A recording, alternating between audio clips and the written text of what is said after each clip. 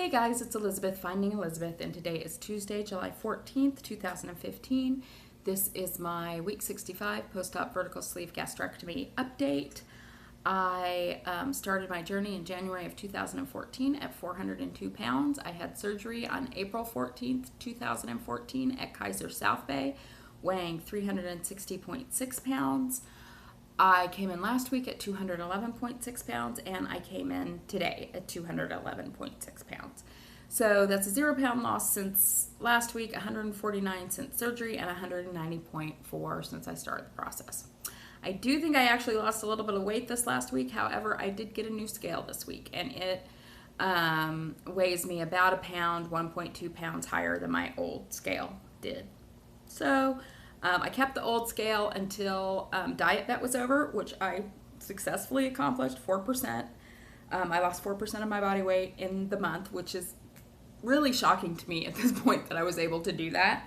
But I'm really grateful to Lauren losing for setting that up, because it really did sort of kickstart me.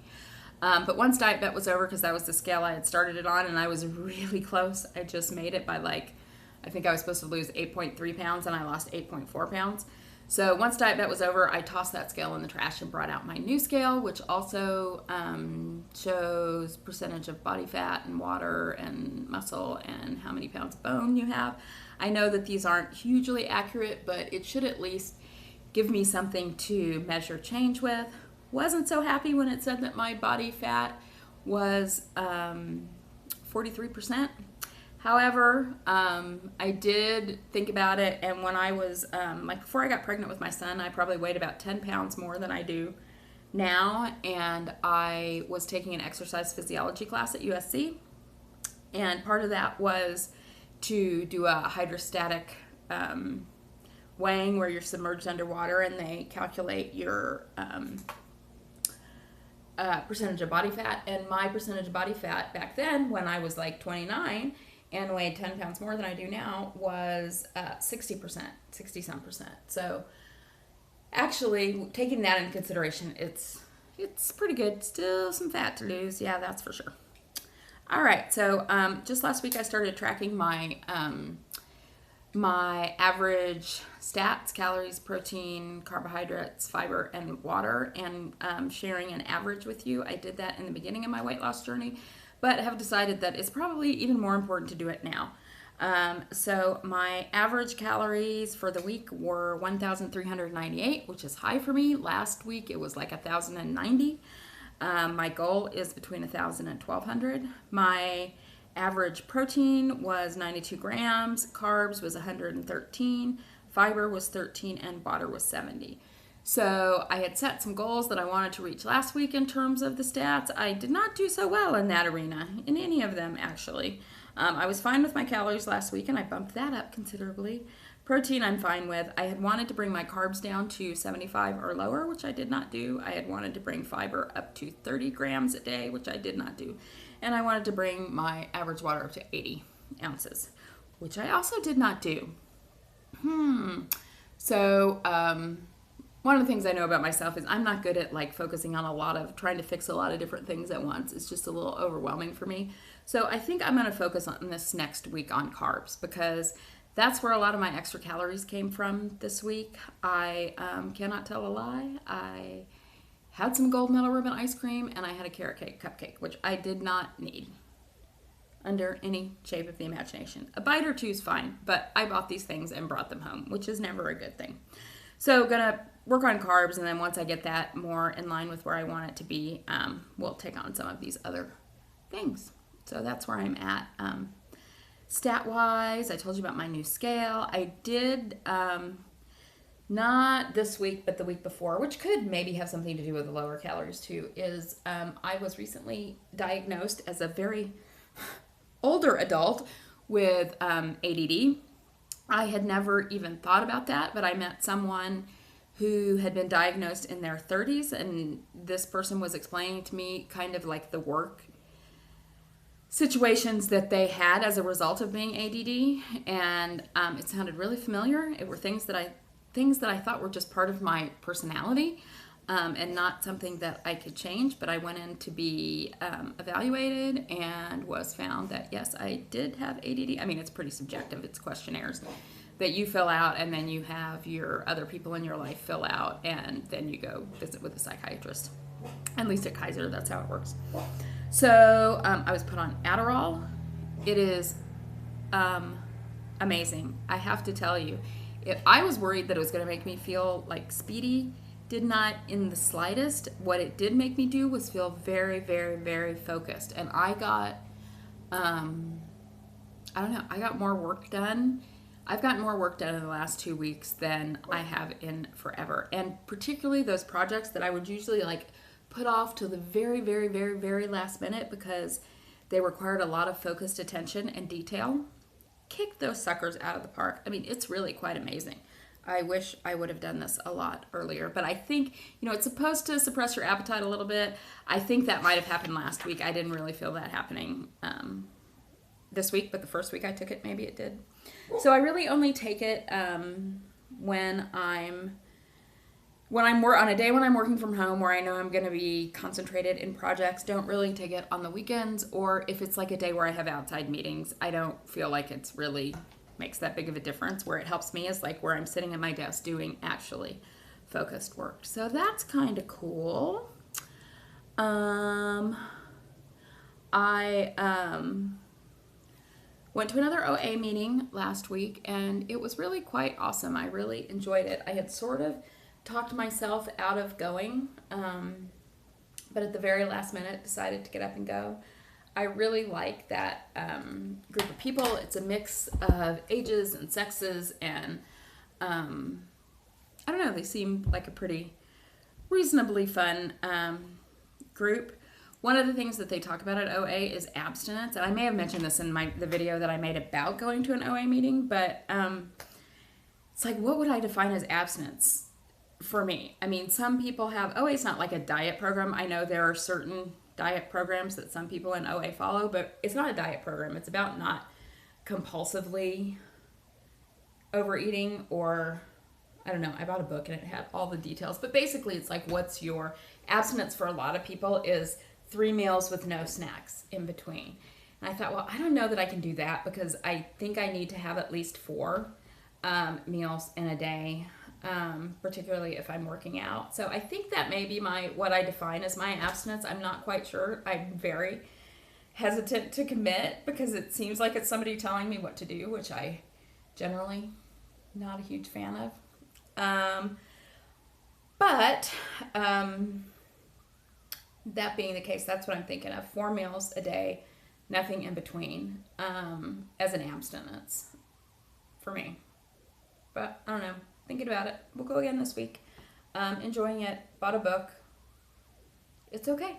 And I think it's just one more way to cover my bases so that I can get the rest of this weight off and so that I don't regain it. Whatever it takes, right?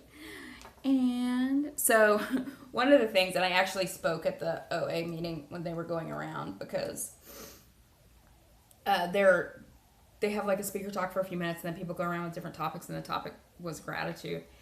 And I just realized I had gone to the beach the day before. I'd walked down to the beach and was, number one, I walked like 1.5 miles to the beach and was not even remotely out of breath. I wasn't trying to be out of breath. I mean, it was just walking. And I was walking behind, at one point I was walking behind on the path some women who were overweight. And I was thinking, wow, I never would have come down here at that weight. I mean, I just wouldn't have done it. It would have been too uncomfortable. And it started my head thinking I never thought I would, I never thought I would ever walk on the beach like I did, and walk all the way down to the ocean, and walk all the way up to the sand, and just be there enjoying nature and that scenery, because I've lived close to the beach forever and I never went. So I never thought I would feel sexy again. I never thought I would have a pair of jeans that I love, the way they feel, and the way they fit, and the way I feel when I wear them. I mean, there's just a million things, and I just realized in that meeting how grateful I am for those. So tell me, make a video. Let's hear, what are your I never thought I would things? I would love to hear that if anybody wants to make a video on it. And if other people do it, I'll put more thought into it and do a better one than just the few I named here. But here's one thing that happened yesterday that I never thought I would. I never thought I would wake up on my kitchen floor after having passed out. So that's what happened yesterday. I had not been feeling well for a couple days and hadn't been eating or drinking much. I was supposed to have an out-of-town meeting yesterday. I decided to cancel it because I wasn't feeling well. Around 3 o'clock, I decided I should get up and get something to eat. And I had, various times during the day been standing up and feeling a little dizzy. And that does happen every once in a while to me. But this time, I guess, I woke up and found myself, well, first I was like thinking in my head that I was laying on my couch and I had a really bad headache. And then I'm like, why do I have a headache? Where am I? What's going on? And I realized I was actually on the floor right outside my kitchen, and there was blood, and it was very scary. So I guess and I didn't even right away remember that I had gotten up from the couch to go get food. In the beginning, I was not even totally sure how I got to be where I was in the house. And I was here by myself, and that was a little freaky, I must say. I felt really shaky and dizzy for about half an hour. I have a big egg on the back of my head, and there was a little gash where it was bleeding. My dad's doctor, I called him. He kind of agreed with my general consensus, which was my blood pressure had gotten pretty low from being dehydrated. So I will take that much more seriously in the future, particularly when you live by yourself. That's probably not a good thing. So I never thought I'd wake up on my kitchen floor, but hey, I did that too post weight loss surgery. What else? What time is it? Oh, we're getting like 12 minutes. Okay. I was thrilled to co-host The Naked Truth with Jennifer Bleacher this week. If you haven't seen that, I put a link down below. You should catch it out. Great guests.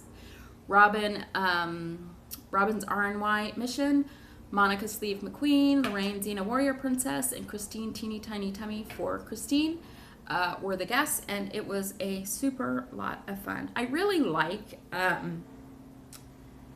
hearing people's stories about how they, about how they came to the idea of weight loss surgery. And we talked a little bit about that on that show. And I've been thinking about this for a while. I don't know if I have time to do it or if I will ever do it. And I get annoyed when people say on YouTube that they're going to do something and then they never do it. But I'm kind of doing that myself. But I'm going to put it out there. I was thinking it might be fun to do kind of like that show Inside the Actor Studio, but like a show like that with weight loss surgery patients, just like one-on-one. We'll see. I'll think about it. I have a lot of time. Oh, and then there's another thing. Last week I find that when I'm doing my update videos, I really feel like I'm talking to the people that I know, even though I know they're just from the comments and messages. There are a ton of people who watch my videos who I don't know or who are much earlier on in the process than I am. So I've been thinking that I want to do some, shorter, smaller, more educational related videos. And I did one of those last week, which was my top 4 tips for weight loss surgery success. And I think I'd like to try to do one of those videos a week. I have a couple ideas of topics, but if there is some kind of informational, educational topic that you think I may have something to say something about and you would be interested in hearing, put it in the comments below, and that would be awesome. And I'm going to try to do one of those a week. All right, it's shout out time, and it's a big shout out week this week. First of all, I have to give a shout out to my WLS BFF, Watch Patty Melt. She hit her goal this week. I am so very excited for her, and I'll say more about that in another video, but just want to say congratulations, Patty. You have just rocked this process. And another one of my faves, Amy, gets a VSG, also hit her goal weight, and it's her 6-month surge anniversary, and it's her birthday. So happy birthday, Amy. Congratulations on hitting your goal. You look amazing.